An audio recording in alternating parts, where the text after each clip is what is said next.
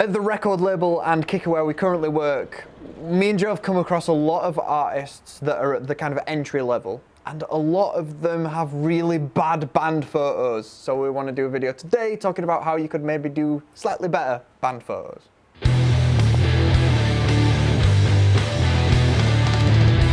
With band photos, there is no set rules for what makes good photos, what makes bad photos. Obviously, certain photos are good and you just know that a good photo is a good photo, and some photos are bad and you just know that a bad photo is a bad photo. But other than that, there's a lot of stuff that artists do that if they just changed a few little things would go from a really bad photo to a really good photo. I don't want to make this a list of just bad things that artists do, but the first really bad thing that I've seen most artists do, I think we did it in our first band, and that is you have a photo in front of like a brick wall. I'll even show you a photo here. There's loads of artists that have done this. Almost every artist that starts at entry level nowadays, or for the past like 3-4 years, has a photo like this, where it's just all the members stood in front of a brick wall. There's a really easy way to make this into an actually alright photo, and it's really simple. Come forward from the wall, like make it so you are the subject and whatever's in the background, whether it's a brick wall or whatever, is slightly out of focus. That just makes the photo look a little bit better. We wouldn't recommend doing this just because the brick wall is totally irrelevant, especially if it's got like graffiti on it and shit. Like, that's really unoriginal. If that's all that you have at your disposal, then fair enough, but just come out from the wall a bit. Don't directly film in front of things. Put some distance between the subject, which is you, and the background. That's something that crops up a lot, but if you can avoid doing that and actually think more about your photos, there's a lot of interesting stuff that you can do, and it's hard for me to talk about because I can't just say do this, because everything depends on your band and your style and how you want to come across. So the first thing that I would say, and you should be doing this anyway, not just for photos, and that is think about the clothing that you're wearing, think about the way that your hair is styled, think about the way that your makeup is done. Whatever kind of vibes your band is, whether that is you specifically want to be a happy, energetic, kind of upbeat, fun band, or whether you kind of emo-y, you kind of sad and downbeat, or whatever, that should inform how you dress and how you look and how you present yourself in terms of posture and everything. Everything should be influenced by what you are as an artist. And that should carry across into photos, because photos generally are people's first impressions of you as an artist. Ideally you want music to be that, but that's not normally the case. Especially with social media, photos are the first thing people see, so you need to be giving off the same vibes in your photos as you have in your music. Whether that is you're a big heavy rock band, so you wear leather jackets and Doc Martens, and you've got tattered jeans, or you're an electronic artist that's a little bit odd, so you wear big baggy floral clothing, or sunglasses with the slits cut in instead of glass, and all that kind of shit. Like, an easy way to kind of get in the mindset of this is look at artists that you like, look at artists that do the same kind of stuff as what you do, and look at their press shots.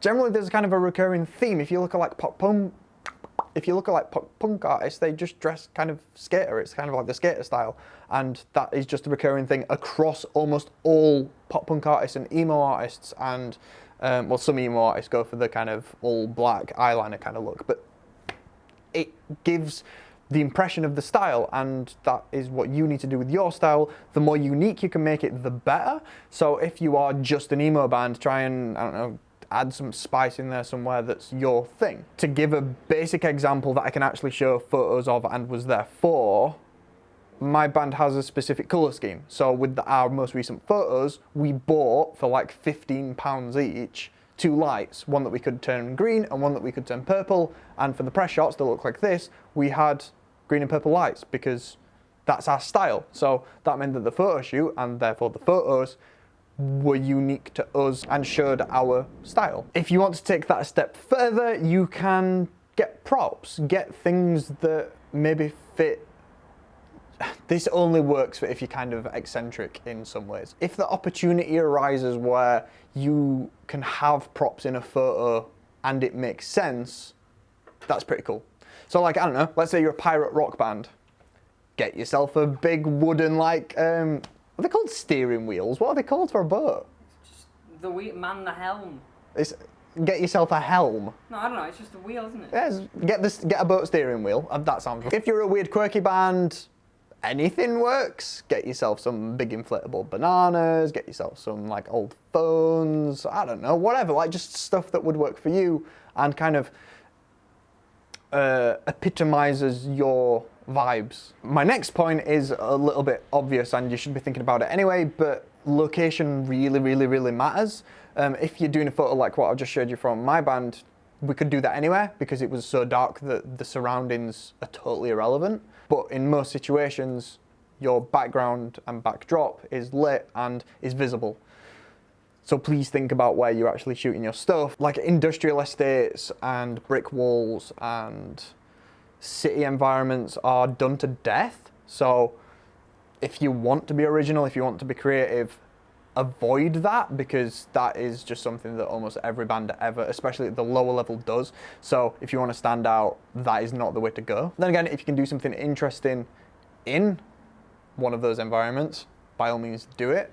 If there's anything, if you're an artist that really digs into kind of like the heritage of your city or whatever, like in Sheffield we've got a lot of bands that kind of play off the Steel City thing, like you could have something that's like a monument from your city in the back. I wouldn't say I recommend doing that, and I think Joe'd probably agree with me on that, because it's almost like a gimmick that you're from that town at that point, and I wouldn't. I mean, bands and artists need to have a gimmick, but having the gimmick be about where you're from isn't really good, because there's a lot of people that are from there as well. Yeah, Unless that's true. you live on some secluded island in the middle of the sea, there's not really much reason to do that. Yeah, I suppose kind of my point of what I'm trying to get across is to try and have a bit of uniqueness in what you're doing, and if everyone is buzzing off the same thing from your town, that's not uniqueness. The last thing, which you may do yourselves or someone else may do if they're doing them for you, is kind of how the photo is edited. This can be a really minor thing that doesn't really matter, or it could be a major thing depending on your style. To give Joe's band an example, they, as much as might be transitioning away from it currently, had a really lo-fi style. So they didn't have press shots done, but if they did have press shots done, them being in a really lo-fi, grainy kind of style would have fit perfectly. That wouldn't have been done in camera, that would have been done in the edit. So it's worth thinking about that you can do extra stuff, like make your photos look like they're taken on a really old camera, or black and white, or anything like that. Just be aware that that is something that you can do in post. For example, the photo that I showed you, which I've now shown you twice, of my band, those individual images, like the picture of me and the picture of Ellis and the picture of John, weren't taken at the same time. They've been photoshopped together so that we could get the right photo for each person and then put them together. And you wouldn't know because it's just a black background. So there's a lot of stuff you can do with the edit. You can do interesting stuff if you know how to do interesting weird photography, where maybe you can clone people or you can do weird VFX. If you can work that somehow into press shots, by all means try it, because it might be cool and interesting. Not many people have done it, especially if you're like an electronic artist, because you can get away with a bit more almost sci-fi elements because of the sounds that you use in your music. So yeah, it's just worth thinking about. Put more thought into your photos is kind of the moral of this video, because there are so many artists at entry level and even above that that just seem to just go, oh, we need some photos, let's get a photographer and just walk about the streets and get some photos, which generally will always, I mean, we did that. That's exactly what we did. That is identical to what we did. So don't do that. Put a bit more thought in. You can spend the exact same amount of time, like the amount of time that we took on our let's walk about the streets and get some photos photo shoot, took the same amount of time as our most recent Dogmatic photo shoot, and the photos are vastly different, because one was let's go and walk about the streets and see what happens, and one was, yeah, we put a few hours worth of thought into this photo shoot before it happened. So please think about your photos. If you liked this video and would like to see more videos from this series, please click over this side of the screen. And if you'd like to see our best of playlist, click on this side of the screen.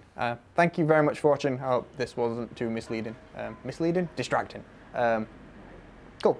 We'll see you next week.